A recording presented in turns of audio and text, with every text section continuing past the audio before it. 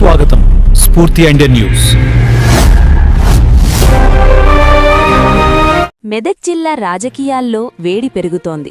Municipal ఎన్నికల నేపథ్యంలో BJP party ప్రచారాన్ని ముమ్మరం చేసింది. నర్సాపూర్ పట్టణ కేంద్రంగా బీజేపీ నిర్వహించిన సంకల్ప సభ రాజకీయంగా ప్రాధాన్యతను సంతరించుకుంది. నర్సాపూర్లో జరిగిన ఈ సంకల్ప సభకు బీజేపీ రాష్ట్ర అధ్యక్షులు రామచంద్రరావు, మెదక్ ఎంపీ రఘునందన్ రావు ముఖ్య అతిథులుగా హాజరయ్యారు. ఈ సందర్భంగా మాట్లాడుతూ నర్సాపూర్ మున్సిపాలిటీ పరిధిలోని 15 వార్డుల్లో బీజేపీ కౌన్సిలర్ అభ్యర్థులు గెలుపు సాధించి ఈసారి నర్సాపూర్లో బీజేపీ చైర్మన్ అవుతాడని బీజేపీ రాష్ట్ర అధ్యక్షులు రామచంద్రరావు ధీమా వ్యక్తం చేశారు. రాష్ట్ర రాజకీయాలపై తీవ్ర వ్యాఖ్యలు చేశారు రామచంద్రరావు.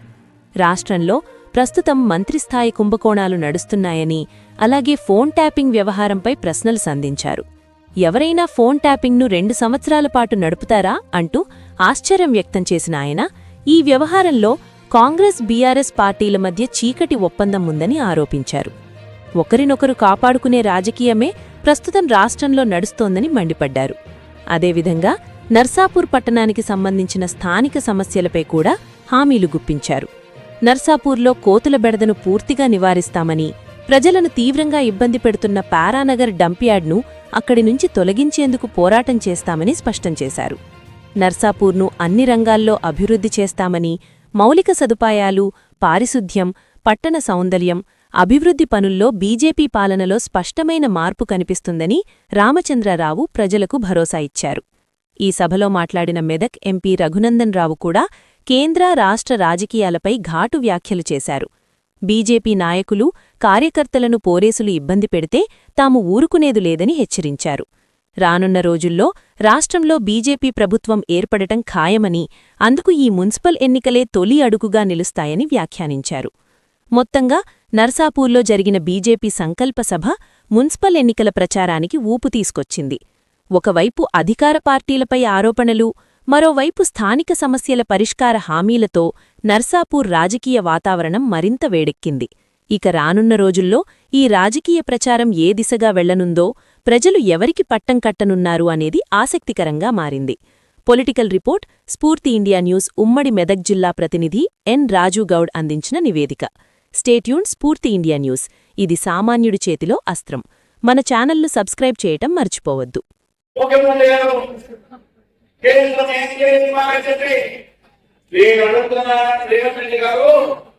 కేంద్రమే లేకపోతే మన రాష్ట్రంలో ఉన్నటువంటి పిల్లవాళ్లకు 5 పిల్లల ముఖ్యం ఎవరికైనా చెప్పాడుతానని మీరు కేంద్రమే లేకపోతే మనం రాజధాని పిలిచేవాడు, మనం దేశవాడు, మనం వందే భారతాన్ని ప్రేమించే మన గ్రామీణ ప్రాంతంలో ప్రధానమంత్రి ప్రవేశపెట్టాక ఏదైతే రోడ్ల నిర్మాణాలు ఉన్నారో అది భారతీయ జనతా పార్టీ కేంద్రం చేసినటువంటి బలం చెప్పి గుర్తుపెట్టుకోవాలంటే ఈరోజు మహారాష్ట్రగా కాంగ్రెస్ పార్టీ భారతీయ జనతా పార్టీలో భయపడి మాట్లాడాలి. ఈరోజు చెప్పిపోయింది కాంగ్రెస్ పార్టీతో టీఆర్ఎస్ పార్టీలో రేపు రాబోయేది భారతీయ జనతా పార్టీ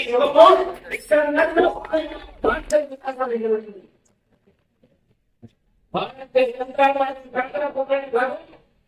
ఈ పార్టీ ఉమ్మడిలో పెట్టినారో అనేక ప్రాంతాల్లో కూడా భారతీయ జనతా పార్టీ పోవడానికి ఇస్తా ఉంది.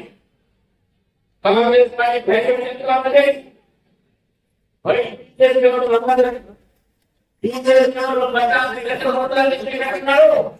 మీరు రేవంత్ రెడ్డి గారు అడుగుతున్నాను, మతాన్ని రెచ్చగొడుతున్నది ఎవరు?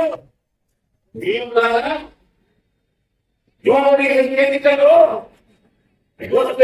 కాంగ్రెస్ ఉండాలని మాట ఎవరు?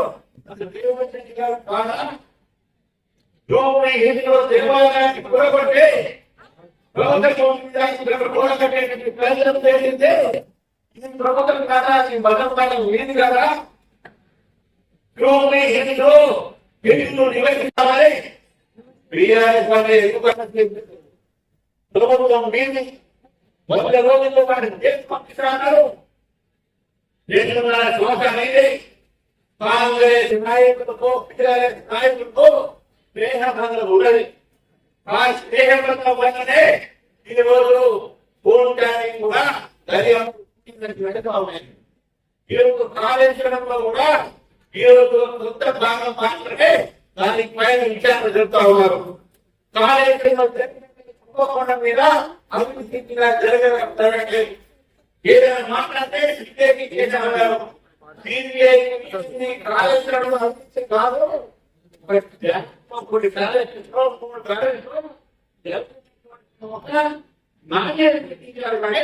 అభివృద్ధి గురించి పోలేదు. మీరు రేవంత్ రెడ్డి గారు సవాల్ చేస్తా ఉన్నారు. మీకు దమ్ము ఉంటే కాళేశ్వరం మొత్తం ప్రాజెక్టు జరిగినటువంటి అవినీతిని అప్పుడు మీరు కూడా చెప్పి కోర్టు అరెస్ట్ లేదు, కాళేశ్వరంలో అరెస్ట్ లేదు, అరెస్ట్ లేదు. వాళ్ళు ఇంటర్ చేస్తున్నారు. బొమ్మలో కుంభకోణం, సిమెంట్లో కుంభకోణం, రోడ్లలో కుంభకోణం, ఈ కాంగ్రెస్ ప్రభుత్వం కుంభకోణం ప్రభుత్వం 40 ప్రాంతం కమిషన్ చేస్తుంది కాంగ్రెస్ పార్టీ. ఈ పార్టీ కాంట్రాక్టర్ ప్రభుత్వాన్ని ఈ ప్రభుత్వం కాంట్రాక్ట్ పనిచేస్తుంది. ఈ ప్రభుత్వం కాంట్రాక్ట్ పనిచేస్తుంది. ఈ ప్రభుత్వం కమిషన్ కోసం పనిచేస్తుంది.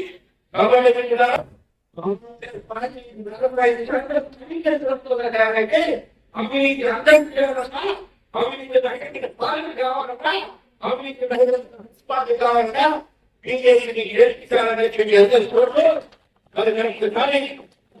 మీ అందరికీ ధన్యవాదాలు అర్పిస్తూ మా ఉన్నారు వీళ్ళందరినీ గెలిపించే చైర్మన్ గా బీజేపీ అభ్యర్థిని గెలిపించే బీజేపీ అక్కడ ఉంటారో మా రకంగా ఉంటే మోసంతో మాట్లాడే పురపాలకని నిష్పత్తిని అభివృద్ధి చేస్తామని చెప్పేది కూడా మీకు కాబట్టి అందరికీ సమర్థంగానే బీజేపీకి ఓడేయండి, ఓడేయండి.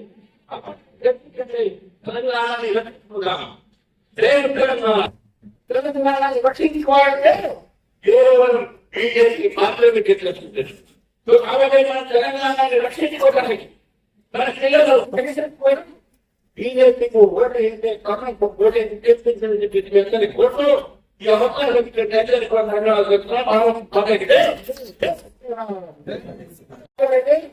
కేవలం కుంభకోణాలకు మాత్రమే అపార్థం పెట్టింది. ఈరోజు కేవలం కాంగ్రెస్ పార్టీలో ప్రతి మంత్రి కుంభకోణాలు ఈరోజు రాష్ట్రంలో ఉన్నది. మన పురపాలక సంఘాలు కూడా అప్పుడు ప్రభుత్వం పురపాలక రంగంలో అప్పుడు ప్రజల మీద పనులు పెంచుతారు. ఈ ప్రభుత్వం గమనిస్తుంది, ప్రభుత్వం మిమ్మల్ని గమనిస్తుంది. రేపు పన్నుల ఉత్తరవాదం ట్యాక్స్ జరుగుతుంది తెలంగాణలో వ్యాపిస్తుంది. రేపు న్యాయం జరగాలన్నా, ప్రభుత్వ కార్యక్రమాలు జరగాలన్నా, మన మనుషులు బాగుపడాలంటే, రేపు పురపాలక రంగంలో అభివృద్ధి రాగాలన్నా, రేపు పురపాలక రంగంలో పనులు జరగాలంటే, ప్రజలకు మంచి జరగాలంటే ఈరోజు జనతా పార్టీ రావాల్సిందే. దానికోసం ప్రజలు పోతున్నాను. భారతీయ జనతా పార్టీని మా అభ్యర్థులు గెలిపించే కేంద్ర ప్రభుత్వం దగ్గరికి మేము పనులు తీసుకువస్తున్నాం. తీసుకురాని గుర్తుపెట్టుకోవాలి. ఈ రోజు మనం పాటిస్తూనే అన్ని ప్రజలు కూడా కేంద్ర ప్రభుత్వం పనులు భారతీయ జనతా పార్టీ పెరుగుతుంది.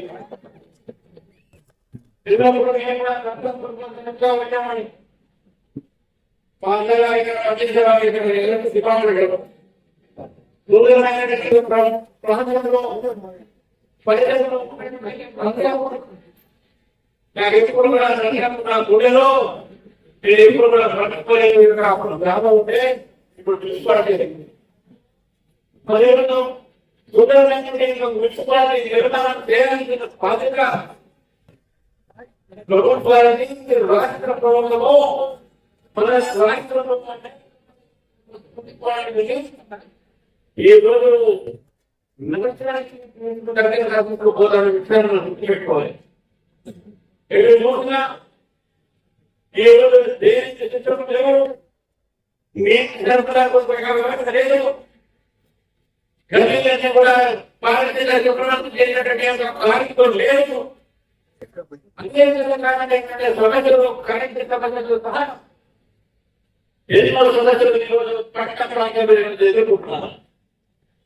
మరి మిత్రులారా, ఈ రోజు భారతీయ జనతా పార్టీ 20 క్రితం మున్సిపాలిటీలో ఉన్నటువంటి ప్రజల మీద పన్ను వాస్తవంగా ఉన్నారు. పన్ను ఉపద్రవం కొడతా ఉన్నారు వాళ్ళ మీద. గత ప్రభుత్వం టీఆర్ఎస్ ప్రభుత్వం కూడా పట్టణాన్ని అభివృద్ధి అని చెప్పేసి పన్నులు పెంచి ఈ రోజు పట్టణాలు ఏ విధంగా ఉన్నాయో చూసుకుంటున్నాం. ఈ రోజు సహజంగా మనం ఏది చూస్తున్నామో ఇది సహజాన్ని నిర్మాణం చేసింది కేంద్ర ప్రభుత్వం నరేంద్ర మోడీ గారి ప్రభుత్వం చెప్తున్నారు. వేరే ప్రజలకు 2 గంటలకే దొరికే రోడ్ల మీద మేము ఇక్కడ 4 నిమిషాలు ముందుగానే చట్టాన్ని గౌరవించడం కాబట్టి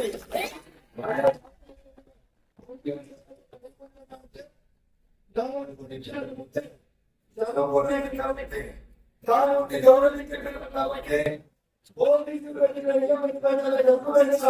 ఈ సమావేశాన్ని ముగిస్తున్నారు. కానీ పోలీస్ మిత్రులారా, మీరు కాంగ్రెస్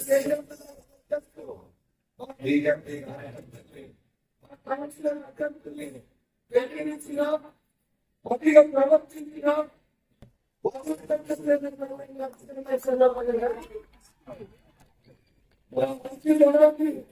మీ తాతగారు ప్రారంభంగా తీసుకుంటే మేము కూడా మేము కూడా చేయించడంటే ఎవడన్నా ఇంటిగా పడితే మేము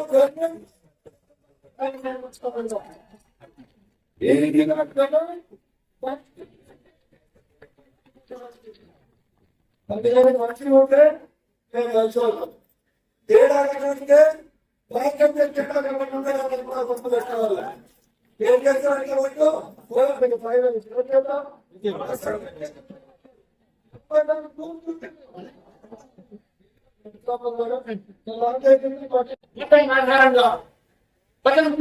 కాంగ్రెస్ పార్టీ అందరినీ వాడుతా ఉన్నారు. ఓటు బ్యాంక్ పార్టీ కోసము తప్పుదారి పట్టిస్తా ఉన్నారు. ఈరోజు నిరంతరాలకు నరేంద్ర మోడీ గారు పెట్టేటువంటి పథకాలు రావట్లేదా? మనకి వస్తున్నాయి కదా. ఈరోజు భారతీయ జనతా పార్టీ ఈ యొక్క దేశంలోనే పరిపాలిస్తూ ఈ దేశాన్ని అభివృద్ధి తీసుకుంటున్న విషయాన్ని గుర్తుపెట్టుకోవాలి. కానీ కాంగ్రెస్ పార్టీ ఎప్పుడు కూడా అభివృద్ధి గురించి ఆలోచించలేదు.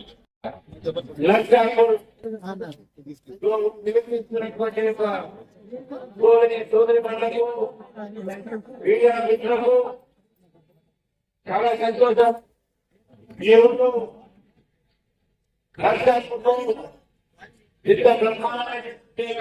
అమృత పథకాలు కావచ్చు, పథకాలు కావచ్చు, ప్రధానమంత్రి పెట్టలేదు. కానీ కేంద్ర వాళ్ళ ఇల్లు కూడా మోదీ గారు ఇచ్చారు. మన రాష్ట్రంలో మాత్రం అటు బీఆర్ఎస్ పార్టీ డెమోక్రేట్లు ఉన్నాయి. ఇంకా ఈ పార్టీ ఇతర ఉందంటే ఒక్క ఇల్లు కూడా సంగతి చేస్తే ఒక్క ఇల్లు కూడా మనకి ఇవ్వలేదు. ఇక్కడ కాకపోతే ఎంతమందికి ఇల్లు వచ్చినాయంటే వీళ్ళు చేయకుండా ఇల్లు వచ్చినాయా?